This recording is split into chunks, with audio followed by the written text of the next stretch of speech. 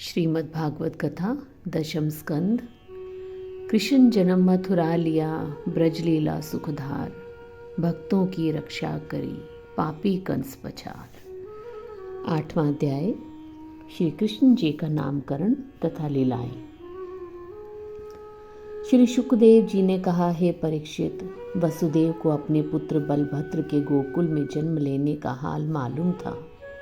अतः उन्होंने एक दिन अपने पुरोहित गर्ग जी को बुलाकर यह कहा कि हे गुरु जी, मेरी पत्नी रोहिणी के गोकुल में पुत्र हुआ है, परंतु कंस के भय से अभी तक मैंने उसका नाम संस्कार नहीं किया है।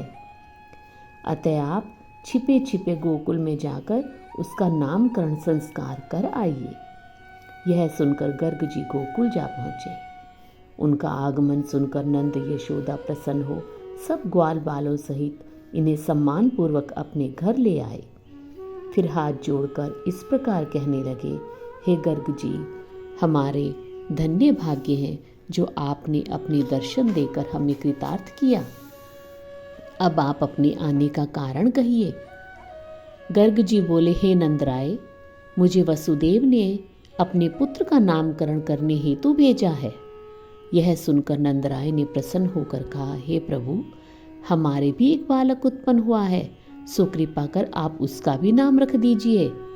गर्ग जी बोले, हे नंद जी, कंस को यह आज मालूम हो गया कि गर्ग मुनि नंद के पुत्र का नाम रखने के लिए गोकुल में गए हैं, तो न जाने वह तुम्हें क्या कष्ट दें। इसलिए तुम किसी को कोई खबर मत करो, गुप्त रीति से ही दोनों के नाम घर में रख लो।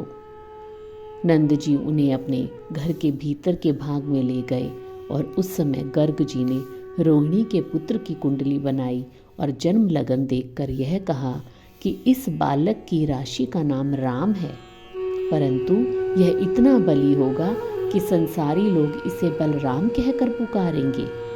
इसके नाम संकर्षण, दाऊ, बलदाऊ, हलधर तथा बलभद्र भी होंगे।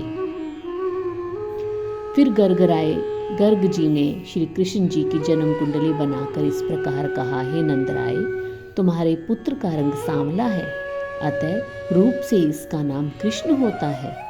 वैसे ही इसके अनेक नाम होंगे, अतः इसका नाम वासुदेव भी होगा। हे नंदराय, ग्रह योगों के अनुसार तुम्हारा यह बालक परब्रह्म का अवतार है। तीनों लोकों में किसी की ऐसी सामर्थ्य नहीं जो इन्हें जीत सके। तुमने श्री हरि की बाल लीला देखने के लिए पूर्व जन्म में तपस्या की थी, उसी के प्रताप से तुमने इन्हें प्राप्त किया। उन्होंने अपनी इच्छा से अवतार लिया है। जो प्राणी इनके नाम स्मरण करेंगे वे संसार में अपनी मनोकामनाएं पाकर अंत में मुक्ति पद को प्राप्त करेंगे। ये दोनों बालक युग युगों में साथ साथ जन्म लेते हैं। हे परीक्षित, गर्ग जी के मुख से ऐसे वचन सुनकर नंद यशोदा को बहुत प्रसन्नता हुई। उन्होंने गर्ग जी को बहुत सहस्वर्ण तथा रत्न आदि देकर मान सम्मान सहित विदा किया।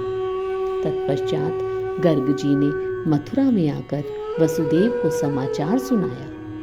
हे राजन, सलोने श्यामल शरीर वाले श्री कृष्ण चंद्र जी तथा श्री बलराम जी जिस समय घुंघराले बाल मस्तक पर बिखेरे, विविध रंगों के वस्त्राभूषण पहने, हाथों में खिलौने लिए घुटनों के बल आंगन में चलते थे, उस समय यशोदा, रोहिणी और गोपियों के हृदय में आनंद ही आनंद होता था। उसका वर्णन नहीं किया जा सकता।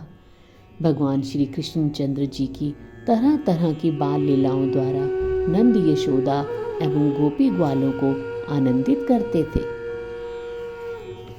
एक दिन एक ब्राह्मण नंद भवन में आ पहुंचा।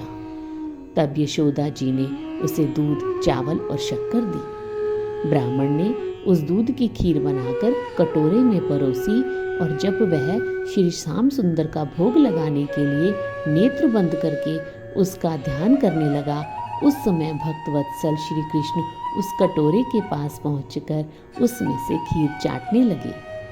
यह देखकर ब्राह्मण ने भोजन को छोड़कर यशोदा जी से कहा, हे नंदरानी, तुम्हारे बालक ने हमारी रसोई छू ली है, इसलिए अब हम इसे ग्रहण नहीं करेंगे। इस तरह उस ब्राह्मण ने 3 बार रसोई तैयार की और तीनों बार भोग लगाते समय श्री नंदनंदन ने उसकी थाली पर बैठकर भोजन किया। यह देखकर यशोदा ने बहुत परेशान होकर श्याम सुंदर से कहा, अरे कृष्ण, मैं बार बार ब्राह्मण को भोजन के लिए सामान देती हूँ और तू उसके भोजन को क्यों जूठा कर देता है। तब कन्हैया ने उत्तर देते हुए कहा, हे माता, इसमें मेरा क्या दोष है। जब यह ब्राह्मण बार बार विनती करके मुझे भोग लगाने को बुलाता है, मैं इसके सच्चे मन को जानकर इसकी थाली में भोजन करने लगता हूँ। श्री कृष्ण के यह वचन सुनकर ब्राह्मण ने समझ लिया कि यही तो है परमेश्वर है जिसका मैं ध्यान करता हूँ। तत्पश्चात वह ब्राह्मण नंद रानी से बोला, हे यशोदा, तू धन्य है जो तेरी कोख से साक्षात पर ब्रह्म परमात्मा ने जन्म लिया है। मैं भी आज परम धन्य हो गया जो जगदीश्वर श्री कृष्ण ने मेरे द्वारा बनाया हुआ प्रसाद स्वीकार करके मुझे कृतार्थ कर दिया है। तत्पश्चात ब्राह्मण के नंदनंदन के पास हाथ जोड़ते हुए कहा, हे सच्चिदानंद, आप मेरी भूल को क्षमा करें और मुझे अपने चरणों का दास समझकर मेरा उद्धार करें। उस प्रकार ब्राह्मण के वचन सुनकर श्री कृष्णचंद्र जी यशोदा जी के समीप खड़े होकर मुस्कुराने लगे। जब वह ब्राह्मण इस प्रकार प्रभु की स्तुति करके चला गया, तब नंदराय एवं यशोदा इस कृष्ण चरित्र को सुनकर अपने हृदय में बड़ा आश्चर्य किया। श्री कृष्णचंद्र जी इस प्रकार नित्य प्रति विचित्र चरित्र करके सबको आनंद देते थे। हे परीक्षित, अब आगे की कथा सुनो। एक दिन घुटनों के बल चलकर श्री कृष्ण ने घर के आंगन से मिट्टी लाकर ब्रज की दही के समान चिकनी मधुर माखन मिट्टी खाई थी।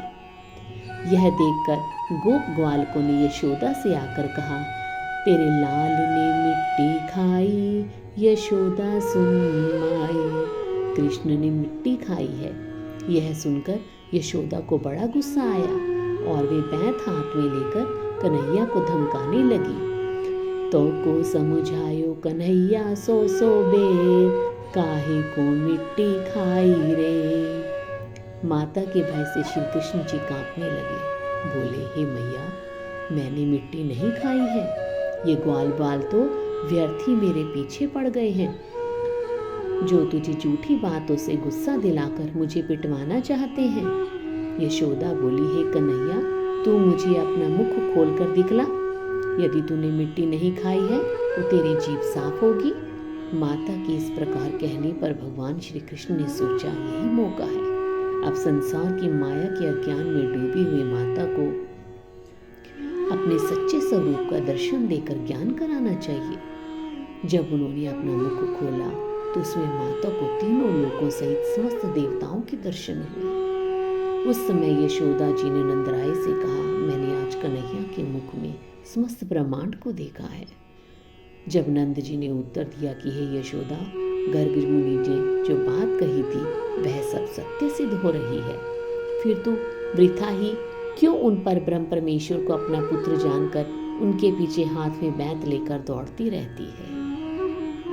हे राजा परीक्षित, उस समय यशोदा ने नंदराय जी के ऐसे वचन सुनकर बालक श्याम सुंदर को गोद में लेकर बहुत स्नेह किया और कहा, हे पुत्र, तुम नवीन माखन मिश्री को त्याग कर मिट्टी क्यों खाते हो।